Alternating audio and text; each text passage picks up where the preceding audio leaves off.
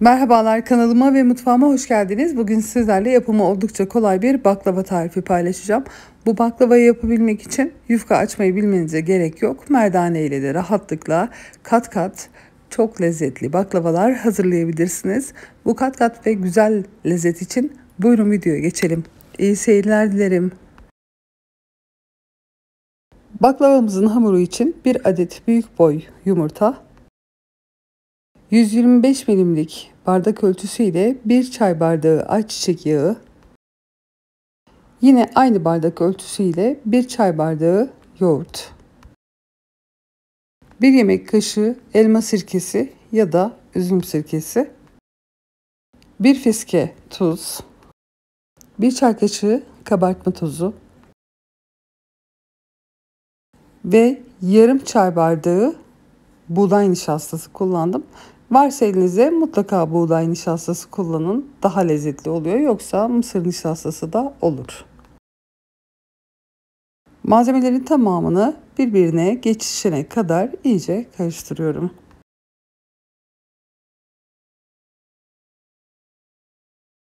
Malzemeler tamamen karışıp böyle pürüzsüz bir dokuya ulaştığı zaman 200 milimlik bardak ölçüsü ile 3 su bardağı baklavalık unu yavaş yavaş olacak şekilde ilave ediyorum. Öncelikle 2 su bardağı, geri kalan 1 su bardağını azar azar ilave ediyorum. Unun markasına, cinsine ve kalitesine göre un miktarı değişkenlik gösterecektir. Lütfen unu sizler de yavaş yavaş ilave etmeye dikkat edin.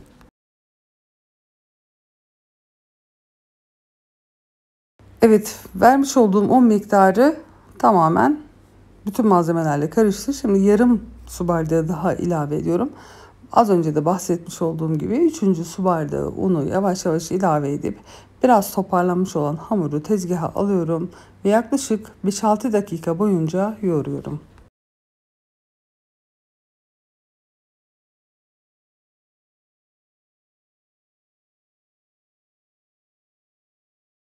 Hamuru tezgahta yoğururken de 1-2 yemek kaşığı un ilave ederseniz kıvamını daha iyi tutturabilirsiniz. Bir miktar yoğurduğunuzda hamur kendini salacaktır.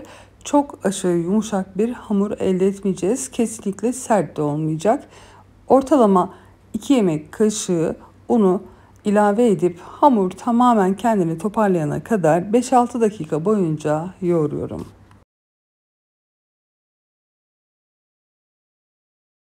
Pürüzsüz, yumuşacık, ele yapışmayan hoş bir hamur elde ettik. Bakın oldukça yumuşak.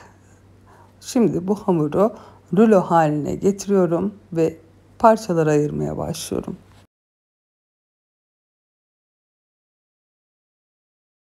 Toplamda 15 adet beze oluşturacağım. Ortalama bir kayısı büyüklüğünde, büyük bir kayısı büyüklüğünde bezeler oluşturuyorum. Sizler dilerseniz daha büyük 10 adet ya da daha küçük 20 adet beze oluşturabilirsiniz. Her bir bezenin aynı büyüklükte olmasına dikkat ediyorum. Dilerseniz mutfak teraziniz varsa tartabilirsiniz.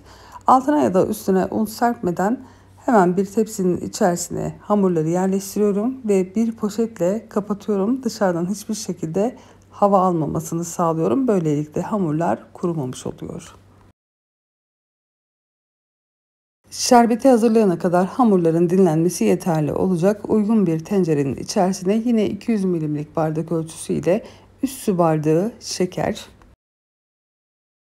ve yine aynı bardak ölçüsüyle 3 su bardağı su ilavesi yapıyorum. Birebir ölçü kullanıyorum. Güzel bir şerbet elde ediyorum. Sizler ağır değil de hafif bir tatlı istiyorsanız 2'ye 3 olarak kullanabilir. 2 su bardağı şekere 3 su bardağı su ilavesi yapabilirsiniz. Son olarak ince bir dilim limon da ilave ettikten sonra ocağın altını orta hararette açıyorum. En küçük ocağı kullanıyorum ve şeker eriyene kadar karıştırıyorum. Şeker tamamen eridikten sonra şerbeti 15 dakika kısık hararette kaynamaya bırakıyorum. Şerbet 15 dakika boyunca kaynadı ve kaşıktan ağır dökülmeye başladı. İstediğim kıvama geldi. Şimdi ocağın altını kapatıyorum ve hızlı bir şekilde soğusun diye bir sürahiye aktardığım şerbeti kenarda dinlenmeye alıyorum. Şerbet bir kenarda soğurken baklavanın üzerine kullanacağım tereyağını bir sos tavasının içerisine aldım. 100 gram tereyağını tavanın içerisinde kısık hararette erittikten sonra üzerine kaymağının toplanmasını sağlıyorum ve bu kaymağı bir süzgeç yardımı ile temizliyorum. Eğer bu kaymakları almazsanız baklavanın üzerinde yanıklar oluşacaktır. Mutlaka tereyağını öncesinde kaynatıp dinlendirin ve dinlenmeye başladığında üzerinde oluşan köpükleri tekrar bir süzgeç yardımıyla temizleyin. Tereyağını son olarak yine başka bir kaba aktarırken de süzüyorum ve kaymaklarından arındırıyorum. Tereyağı bir kenarda ılık hale gelene kadar biz de çok hızlı bir şekilde baklavamızı hazırlayabiliriz. Baklava hamurunu açarken de buğday nişastası kullanmayı tercih ediyorum. Gördüğünüz üzere hamurlar oldukça güzel dinlendiler. Bol bol nişastanın içerisine batırıyorum ve yine altına üstüne bolca nişasta serperek baklava hamurlarını servis tabağı büyüklüğünde açıyorum. Baklava hamurlarının her birini neredeyse aynı boyutta olacak şekilde açmaya özen gösterdim. Son hamuru da sizlerle birlikte açıyorum ve aralarına birer tatlı kaşığı olacak şekilde buğday nişastası ilave ederek her birini üst üste yerleştiriyorum.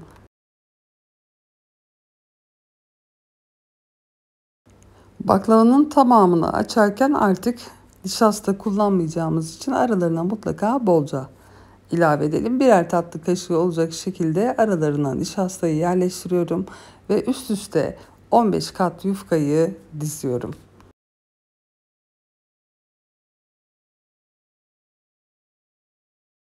Yufkaları üst üste dizerken her birini esneterek biraz daha büyütüyorum. Videoda da detaylıca sizlere buraları çektim. Her birinin arasına az önce de bahsetmiş olduğum gibi bolca nişasta yerleştirip üst üste bütün yufkaları diziyorum.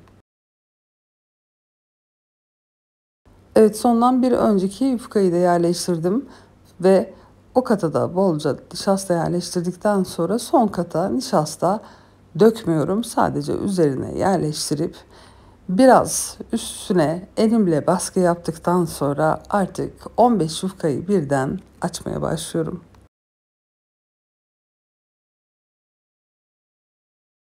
Elimle esnetme işlemini her iki tarafa da çevirerek yapıyorum. Sonrasında merdaneyi videoda da gördüğünüz üzere sadece baskı yaparak bir müddet yufkaları bu şekilde büyütüyorum. Lütfen birden açmaya başlamayalım. Bir müddet esneterek üstüne baskı yapıp hamurun sağa ve sola eşit bir miktarda genişlemesini sağlayalım. Yufkaları açarken de muhakkak alt üst ederek açmaya özen gösterelim. Her iki taraftaki yufkanın da aynı boyutlarda açılması böylelikle oldukça kolay olacak. Yufkaları istediğim boyuta getirdikten sonra bir ruletle kenarlarını düzgünleştiriyorum. Hamurun geniş olan ucundan sıkı sıkı kıvırarak rulo hale getirerek artık baklavaların şekil aşamasına geçmek istiyorum.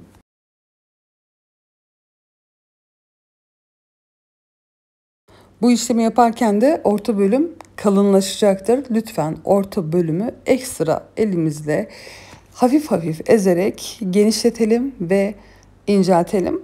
Videoda da detaylıca burayı gösterdim. Bakın tam ortada elimle oraya daha çok baskı yaparak yanlara doğru esnemesini sağlıyorum. Son olarak yanlardaki bakın bu şekli bozuk olan bölümleri keserek bir kenara alıyorum. Sonrasında onları ayrı bir tepside pişireceğim. Şimdi hazırlamış olduğum ruloyu birer parmak genişliğinde dilimlere ayırıyorum.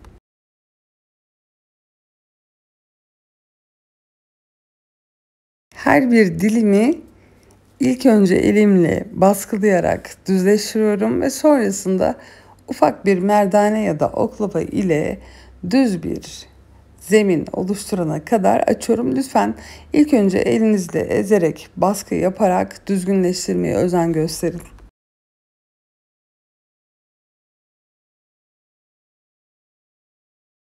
Yanlarındaki birleştirme bölümü açılabilir. Onu böyle bakın alta yerleştirerek açarsanız baklavalarınızı inceltmeniz oldukça kolay olacak. Belli bir büyüklüğe ve inceliğe getirmiş olduğum baklavalara artık iç harcını yerleştirerek son şeklini veriyorum.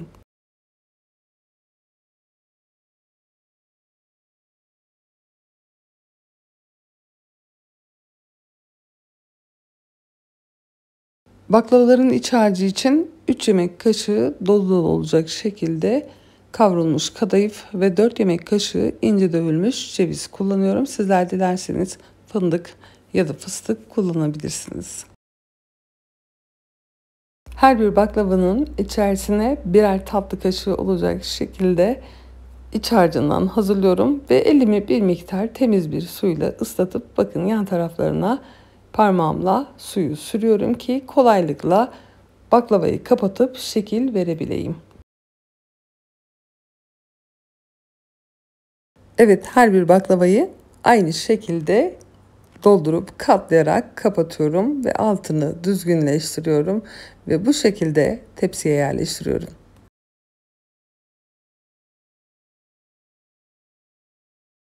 Baklavaları tepsiye yerleştirdikten sonra fırını 180 derece alt üst fanlı bir şekilde ısıtmaya başlıyorum. Fırın ısınır ısınmaz da tereyağını sürüp baklavaları pişmek üzere fırına alıyorum.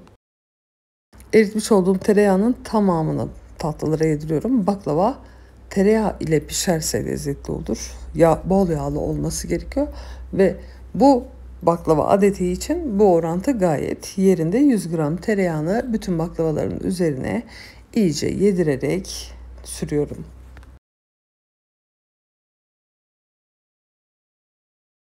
Önceden ısınmış 180 derece fırında baklavaları önce kabartıyorum. 180 derece normalde şu an için fazla.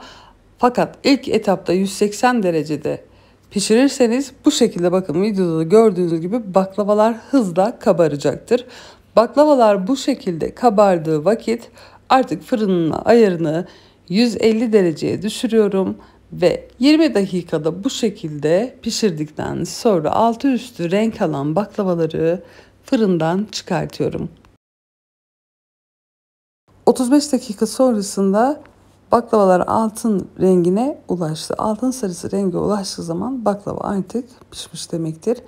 Şimdi baklavaları fırından çıkartıyorum ve 5 dakika dinlendirdikten sonra soğuk şerbeti her birinin üzerinde gezdirerek tamamını baklavalara döküyorum. Bu tatlının en büyük püf noktası mutlaka bir gün dinlendirmek. Bir gün dinlendirmezseniz lezzetini alamazsınız. Fakat bir gün dinlendirirseniz gerçekten çok lezzetli bir baklava oluyor. Bir gün sonrasında baklavalarınızı dilediğiniz gibi servis edebilirsiniz. Baklava burada 4 saatlik fakat şerbetini gayet güzel bir şekilde emdi. Bakın yanlardan şerbetini saldığını gözlemleyebilirsiniz. Yakından görebilirsiniz diye biraz parçalıyorum ve sizlere katlarını göstermek istiyorum.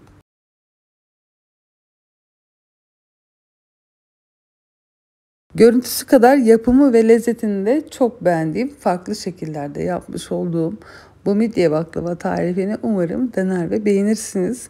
Lütfen denerseniz yorumlarda bizlerle paylaşmayı ihmal etmeyin. Soru ve önerilerinizi yorumlar bölümünde benimle paylaşırsanız çok mutlu olurum. Beni izlediğiniz için teşekkür ederim. Şimdiden hayırlı bayramlar diliyorum.